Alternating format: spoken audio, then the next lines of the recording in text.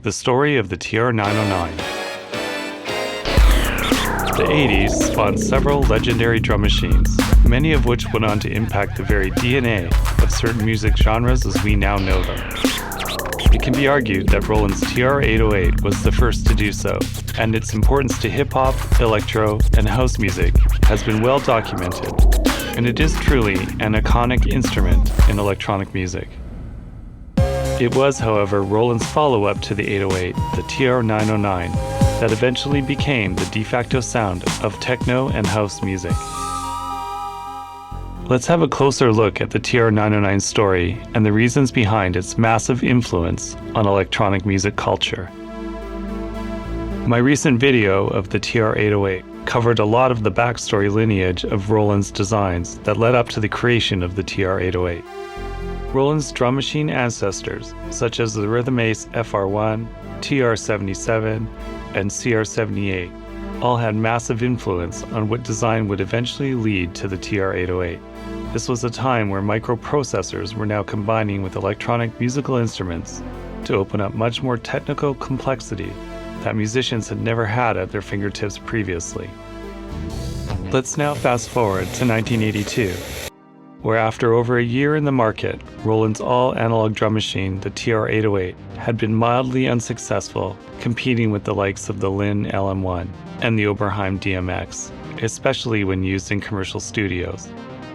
Although much more expensive, the sample-based LM1 was being used on countless hits and had a much more realistic and tight sound. And a new shuffle feature where alternating 16th notes could be delayed by a set percentage. The LM1 became the go-to beat programmer for artists such as Peter Gabriel, Michael Jackson, and Prince. The TR-808, of course, would shortly later become iconic with its use in hip-hop, which was kicked off by Arthur Baker's use of it in Afrika Bambaata's Planet Rock. But until then, it was still considered to be a quirky drum machine that didn't have a very realistic sound. Roland engineers Tadao Kikumoto, Makoto Moroi, and Atsushi Hoshiai started work on the next generation of drum machines. And with a fresh new look to Roland projects, they set about creating a new drum machine that combined elements of sampling technology, analog circuits, and improved software and programmability, and of course the brand new MIDI specification. Despite the competition using samples for all drum sounds, they still felt the extra sound shaping control they could provide, such as decay and tuning, using analog sounds was the better method. They also looked at the competition and realized there were some missing features on the TR-808 that artists were requesting, such as shuffle and flams, that would add much more realism to the performances and music. Kikumoto spent much time reworking all of his circuits, tweaking many of the analog sounds they decided to keep, such as the bass drum, snare, and toms. The new bass drum was much punchier, and although the decay remained, it could now be tuned and had a new adjustment feature for the attack. The snare was probably the most controversial sound on the new TR-909. Remaining an all-analog design, the snare had a crisp and punchy attack. The snare also had a snappy control that adds more or less noise to the sound, simulating the effect of tightening or loosening the snare wires on an acoustic drum. The TR-909 snare can cut through the mix with its bright and aggressive character. And since the snare and clap sounds share the same noise circuit, there is a phasing when they both play together. In the years to follow, this would add to its desired sound in genres such as techno. The tom sounds were tweaked from the 808 and sounded much more round and musical. Along with tuning, a new decay was also added as an adjustment, which made these drums very versatile for all sorts of musical styles and unique rhythms.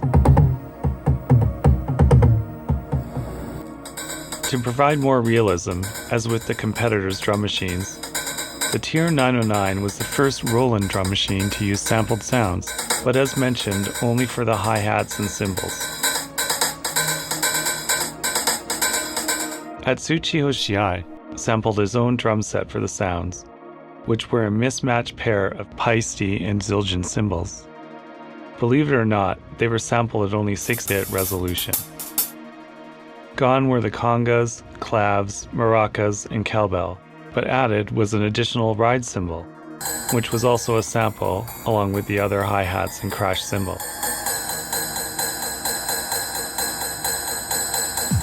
Probably the most important addition to Roland's new drum machine was adding in shuffle modes, which gave it more of a danceable live feel and a groove similar to the LM1, and was something much less rigid than the previous TR-808.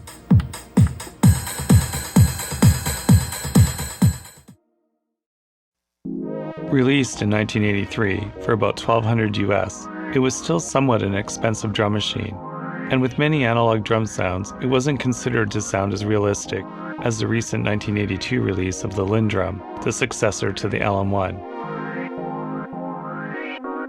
Building only 10,000 units, and with poor sales, Roland discontinued the TR-909 after only a year of production. With their next line of drum machines already in development, the TR-707 and the TR-727, Roland would learn once again from its mistakes and switch to an all-digital design. So how did a drum machine that was widely considered to be a failure become the iconic sound of techno and electronic music as we now know it today? It surprisingly didn't happen right away. During the few years after its release, the TR-909 wasn't actually used on very many commercial releases, although it does appear on Skinny Puppy's 1984 release of Remission and is very apparent on their seminal track Smothered Hope. With the popularity and realism of the Lindrum and Oberheim DMX, the TR-909 faded into relative obscurity until the late 80s when house music from Chicago and early Detroit techno started to solidify their genres. Roland's follow-up to the 909, the cheaper TR-707, in fact gained much more early popularity in the house and acid house genres, well before the TR-909 became popularized. By this time, the TR-909 was easy to find in secondhand shops at discounted prices, and they started to make their way into the bedrooms and small studios of artists that would change music forever. By the late 80s, the TR-909 had become the foundational drum sound of Detroit techno, and was used by artists such as Derek May, Frankie Knuckles, and Jeff Mills. Songs such as The Whistle Song and Strings of Life were seminal tracks in incorporating and helping define the sound of the TR-909 in that genre. A few years later, Madonna, jumping on the popularity of house music, featured a 909 beat in her 1990 track Vogue, which can truly be described as the cheesiest and most standard house beat ever created. Jeff Mills moved from Detroit to Berlin in the early 1990s, where he became a resident at the Tresor Club, can also be considered one of the pivotal moments in the evolution of techno.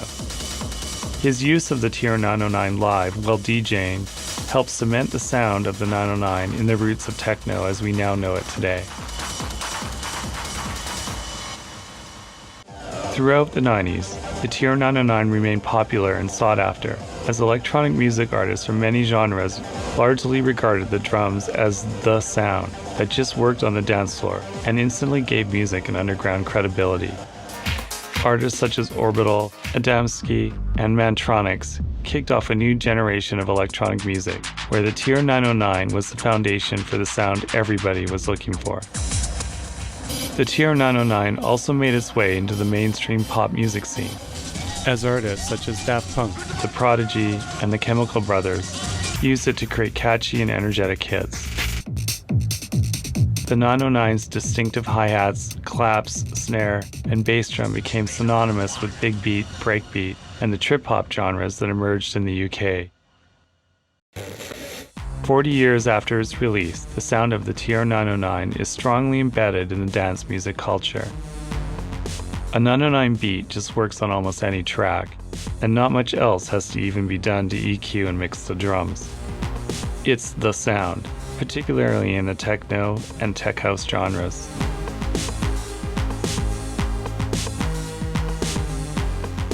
It was not only a drum machine, but a musical instrument that could be manipulated, adjusted, and programmed to create rhythms that evoked a groove and a dance that helped us shape the electronic sound of the 90s and beyond.